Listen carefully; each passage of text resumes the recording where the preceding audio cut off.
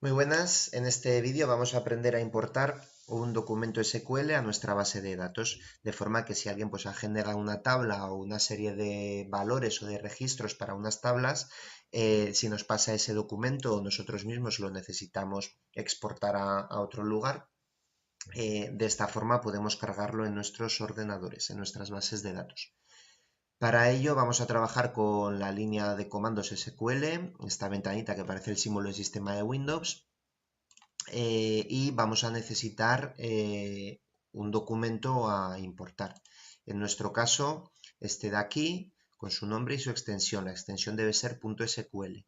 Si lo abrimos como bloc de notas, vemos que aquí tenemos todo el texto, todas las sentencias SQL que se van a aplicar para la creación de esas tablas, de esas restricciones y demás. Es curioso que no empieza con los comandos create table y demás, sino empieza con los drop, borrando restricciones o borrando tablas. Y esto es porque el que haya hecho este código, pues este es un código de pruebas, ¿ves? Eliminado de tablas, eliminado de restricciones.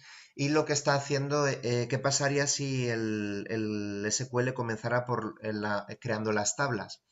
Que si lo volvieras a cargar, resulta que te diría que esa tabla ya existe previamente.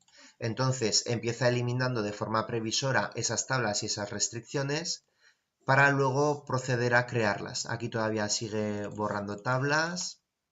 Aquí crea la primera tabla que es profesorado. Aquí sigue creando tablas alumnado y aquí ya está introduciendo en esas tablas, en la tabla alumnado, en los campos nombre, apellido, sexo, fecha de nacimiento, código del curso, está introduciendo los valores, pues el nombre de un alumno, sus apellidos, su sexo, su fecha de nacimiento y el código del curso en el que está. Bueno, pues sin más, vamos a cerrar este documento y vamos a ver cómo lo importamos o cómo lo ejecutamos en nuestro ordenador.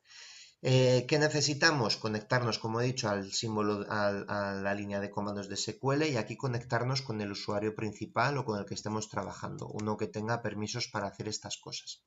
Connect Daniel, la contraseña, y una vez que estamos conectados, tenemos que poner muy poquitos elementos. La arroba, seguidamente de la arroba, la dirección de este documento, la ruta, a la que podemos acceder con el elemento seleccionado, el archivo seleccionado, ir a propiedades, y de aquí extraer su ubicación, la copiamos y la pegamos. Vemos que la ruta se separa con barras o con contrabarras. En este caso son contrabarras, pues ponemos una más. Y vamos a poner a continuación, ya tenemos la ruta, vamos a poner el nombre del archivo, punto y su extensión. La extensión ya sabemos que es SQL. No obstante, no vamos a escribir nada porque lo tenemos aquí, en sus propiedades. Lo copiamos y lo pegamos.